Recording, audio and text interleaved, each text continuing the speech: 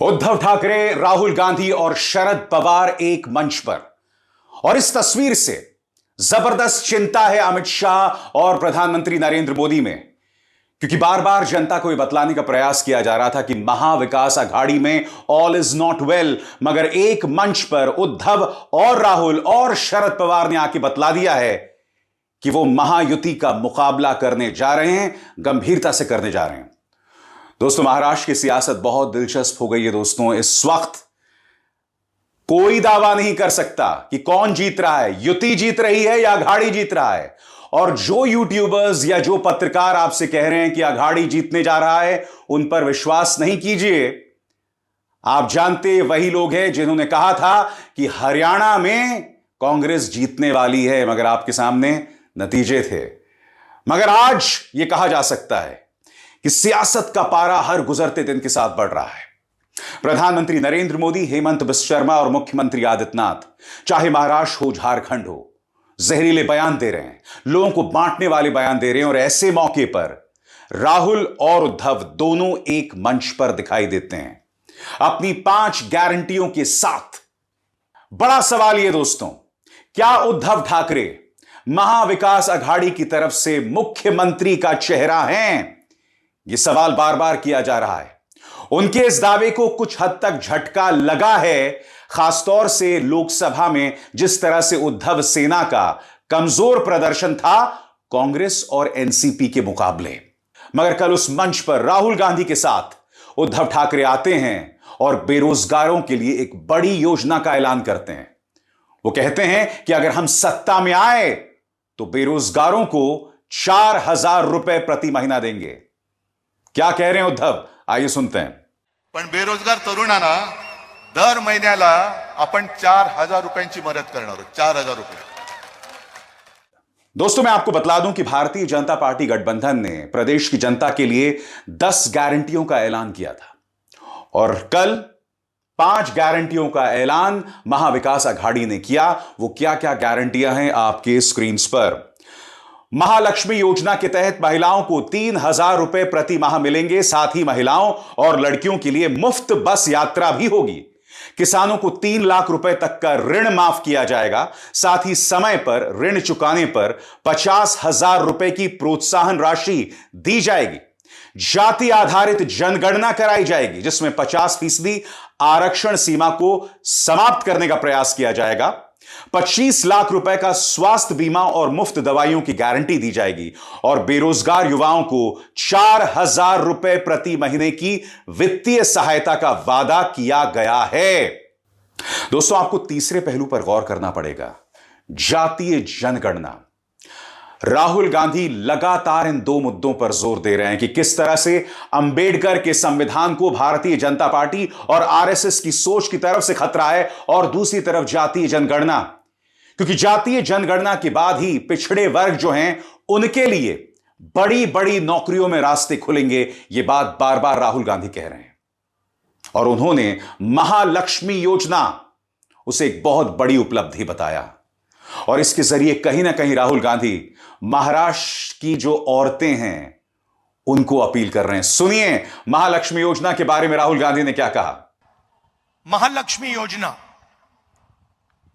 3,000 रुपए हर महिला के बैंक अकाउंट में हर महीने इंडिया गठबंधन की सरकार डालने जा रही है।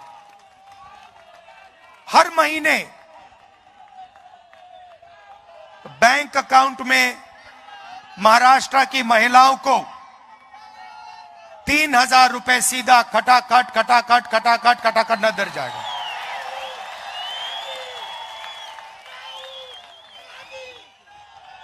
और जब महाराष्ट्र की महिलाएं महाराष्ट्र में बस में कहीं जाएंगी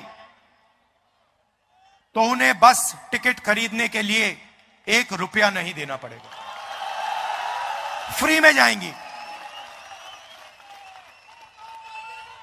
आप पूछोगे क्यों?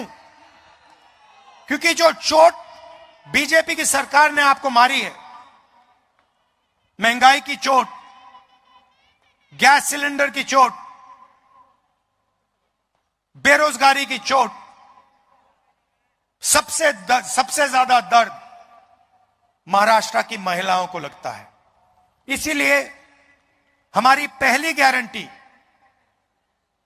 महाराष्ट्र की महिलाओं के लिए बैंक अकाउंट में सीधा 3,000 रुपए हर महीने और फ्री बस ट्रैवल पूरे महाराष्ट्र में।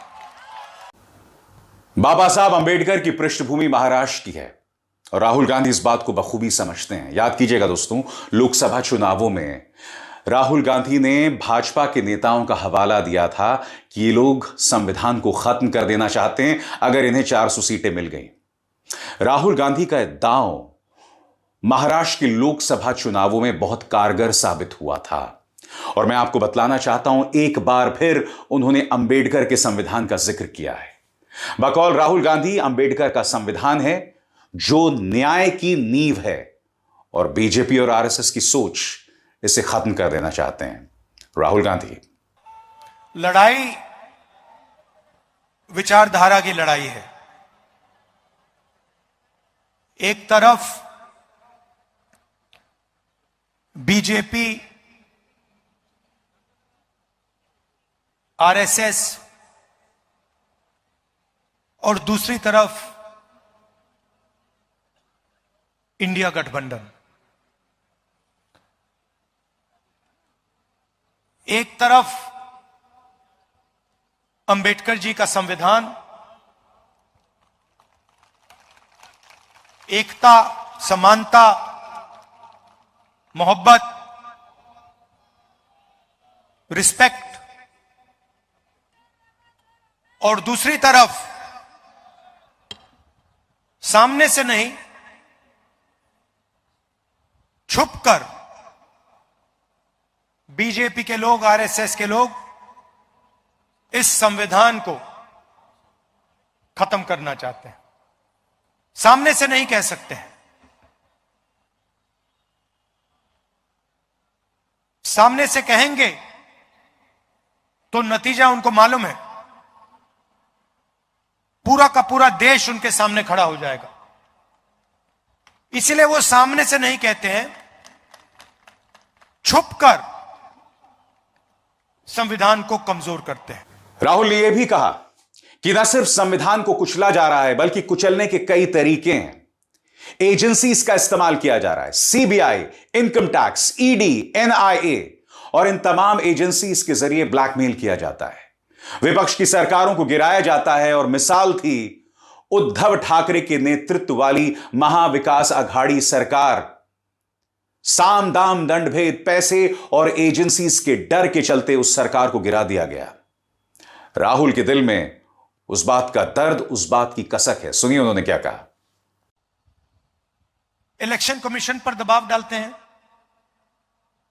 CBI, ED, income tax department का इस्तेमाल कर कर सरकार गिराते हैं। आप याद रखिए कि पिछली महाराष्ट्र की सरकार, आपकी सरकार, हमारी सरकार थी, इंडिया गठबंधन की सरकार थी, और उस सरकार को चोरी कर कर, पैसा देकर हटाया गया था। क्यों? क्योंकि वो 2-3 अरबपतियों की मदद करना चाहते हैं। और जैसा कि 5 गारंटियों में जिक्र है, राहुल गांधी ने जातीय जनगणना का जिक्र किया। वो पूछ रहे हैं कि भाजपा इससे डरती क्यों है, आखिर क्यों उन पर अनर्गल हमले किए जाते हैं। आपको याद है लोकसभा में क्या हुआ था, जब अनुराग ठाकुर ने कहा था कि जिस व्यक्ति की जाति का नहीं पता वो जातीय जनगणना की बात करता है। आज राहुल ने अपने उसी ब्रह्मास्त्र का इस्तेमाल किया। सुनिए वो क्या कह रहे हैं। कर्नाटक में, तेलंगाना में कांग्रेस पार्टी की सरकार है। दोनों प्रदेशों में हमने जाति जनगणना का काम शुरू कर दिया है, और तेलंगाना में हमने एक ऐतिहासिक कदम लिया। ऐतिहासिक कदम। पहले सर्वे बंद कमरों में बनते थे, ब्यूरोक्रेट सवाल चुनते थे। मगर हिंदुस्तान के इतिहास में पहली बार तेलंगाना में जो जाति जनगणना पर सवाल पूछे जाएंगे वो तेलंगाना की जनता ने चुने हैं। हमने पूरे स्टेट में मीटिंग्स करी और जनता से पूछा, दलितों से, आदिवासियों से, पिछड़े वर्ग के लोगों से, महिलाओं से, कि कौन से सवाल पूछे जाने चाहिए, आप क्या जानना चाहते हो हिंदुस्तान के पावर स्ट्रक्चर के बारे में, हिंदुस्तान के धन के बारे में, आपकी आबादी के बारे में। और जनता ने हमें सवाल दिए। महाराष्ट्र में भी जैसे ही हमारी सरकार आएगी हम जाति जनगणना का काम शुरू कर देंगे। और पार्लियामेंट में मैंने साफ कहा है, मोदी जी कुछ भी करें, जैसे ही इंडिया गठबंधन की सरकार दिल्ली में बनेगी वैसे ही जाति जनगणना होगा। और ये जो 50% की सीलिंग लगा रखी है, जो दीवार बना रखी है रिजर्वेशन की, इस दीवार को हम तोड़ देंगे। राहुल ने भी कहा कि इस देश में एक सोच जो है वो सब पर लागू नहीं हो सकती। बकौल राहुल गांधी, आरएसएस और बीजेपी का यही काम तमाम शिक्षण संस्थानों में है, जहां उन्होंने अपनी पसंद के वाइस चांसलर्स जो हैं उन्हें नियुक्त कर दिया है और पूरी देश पर एक सोच लागू करना चाहते हैं जो स्वीकार्य नहीं है और हम इसके खिलाफ संघर्ष करेंगे। किस तरह से राहुल गांधी बीजेपी और आरएसएस की इस रग पर, इस मुद्दे पर हमला करते हैं, सुनते हैं। हिंदुस्तान के इंस्टीट्यूशंस हैं, संस्थाएं हैं, ब्यूरोक्रेसी है, शिक्षा का सिस्टम है, स्वास्थ्य का सिस्टम है। संविधान में कहीं नहीं लिखा कि एक पार्टी को, एक विचारधारा को अपने लोग हिंदुस्तान की हर संस्था में डालने हैं। यह इंडिया गठबंधन कभी नहीं करता है। आप देखिए, आज देश में यूनिवर्सिटीज के वाइस चांसलर्स की लिस्ट निकालिए, उस लिस्ट में आपको मेरिट नहीं दिखाई देगा, सिर्फ क्वालिफिकेशन सिर्फ आरएसएस की मेंबरशिप का है। वाइस चांसलर बनना है, आरएसएस की मेंबरशिप लीजिए। साइंस के बारे में, ज्योग्राफी के बारे में, हिस्ट्री के बारे में कुछ मालूम ना हो, कोई फर्क नहीं पड़ता। आरएसएस के हो, सीधा आपको उसमें जगह मिलेगी। और ये एक संस्था के साथ नहीं हो रहा है, ये हिंदुस्तान की सारी संस्थाओं के साथ, इंस्टीट्यूशंस के साथ हो रहा है। दोस्तों, इसमें दो राय नहीं है कि जहां तक महाविकास अघाड़ी की बात है, सीटों के बंटवारे को लेकर जितने मतभेद थे लगभग दूर हो गए हैं। यही नहीं, बीजेपी गठबंधन में भी सीटों के बंटवारे को लेकर जितने मतभेद थे वो दूर हो गए हैं। मगर कुछ सवाल जरूर खड़े हो रहे हैं। मसलन नवाब मलिक का मैदान में होना, जो अजीत पवार के साथ हैं और अजीत पवार भाजपा के साथ हैं। याद कीजिएगा, भारतीय जनता पार्टी ने किस तरह से नवाब मलिक पर हमला किया था। यह बताया था कि उनके रिश्ते दाऊद इब्राहिम के साथ हैं। प्रफुल्ल पटेल, इनके रिश्ते इकबाल मिर्ची के साथ हैं, ऐसा भाजपा दावा करती थी। मगर आज की तारीख में प्रफुल्ल पटेल भी भाजपा की गोद में। आपकी स्क्रीन पर अशोक चव्हाण, याद कीजिएगा दोस्तों, अशोक चव्हाण के बारे में प्रधानमंत्री ने स्वयं रैली में कहा था, क्या कहा था, कि इन्होंने हमारे सैनिकों का अपमान किया है आदर्श हाउसिंग घोटाला करके। और सबसे बड़ी बात, भ्रष्टाचार में घिरे तमाम नेता, चाहे अजीत पवार हो, छगन भुजबल हो, नारायण राणे हो, यहां तक कि एकनाथ शिंदे के जो विधायकों के आधे दर्जन से ज्यादा विधायक हों, वो सब भ्रष्टाचार के मामलों में घिरे हुए हैं। मगर आज वो भाजपा की गोद में हैं, उन पर कोई एजेंसी जो है वो दबिश नहीं डालती। अघाड़ी इस मुद्दे को जनता तक पहुंचा रही है। और इन सवालों का जवाब भाजपा गठबंधन के पास नहीं है, क्योंकि ये वही भाजपा है जो अजीत पवार के बारे में कहती थी कि एक बार हम सत्ता में आ गए तो चक्की पीसेंग पीसेंग पीसेंग। हां, और अब शोले का एक और डायलॉग यहां पर लागू होता दिखाई दे रहा है, क्योंकि ये जो चक्की पीसिंग पीसिंग वाला है डायलॉग, वो धर्मेंद्र का डायलॉग शोले का था। अब इसी फिल्म में शोले में एक और डायलॉग था जो गब्बर सिंह मारता है कि बहुत याराना लगता है। जी हां, अब वही याराना देवेंद्र फडणवीस और अजीत पवार में है, तमाम मतभेद, तमाम अंतर विरोधों के बावजूद। इसलिए यह लड़ाई दिलचस्प हो जाती है। यह लड़ाई इसलिए भी दिलचस्प हो जाती है दोस्तों, क्योंकि 3 महीने पहले भाजपा गठबंधन साफ हो गई थी। लोकसभा चुनावों में शानदार प्रदर्शन, मगर गुजरते वक्त के साथ एकनाथ शिंदे सामने आए। एकनाथ शिंदे, जिन्हें एक कठपुतली सीएम बताया जा रहा था, मगर आज की तारीख में वो अपने गठबंधन के तुरुप के पत्ते हैं, सबसे मुखर, सबसे बड़ा चेहरा है। अब उन्हें कोई नहीं छू सकता। तो कहने का अर्थ साफ है, एकनाथ शिंदे पिछले कुछ दिनों से गठबंधन के लिए एक के बाद एक बड़ा काम कर रहे हैं और उन्होंने अपनी छवि के जरिए भाजपा गठबंधन को दोबारा फाइट में ला दिया है।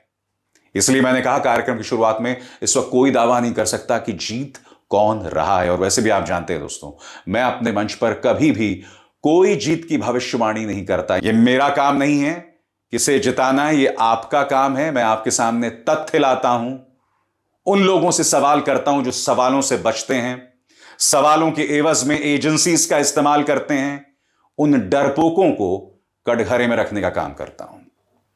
अभिसार शर्मा को दीजिए इजाजत। नमस्कार। स्वतंत्र और आजाद पत्रकारिता का समर्थन कीजिए, सच में मेरा साथी बनिए। बहुत आसान है दोस्तों, इस ज्वाइन बटन को दबाइए और आपके सामने आएंगे ये 3 विकल्प। इनमें से एक चुनिए और सच के इस सफर में मेरा साथी बनिए।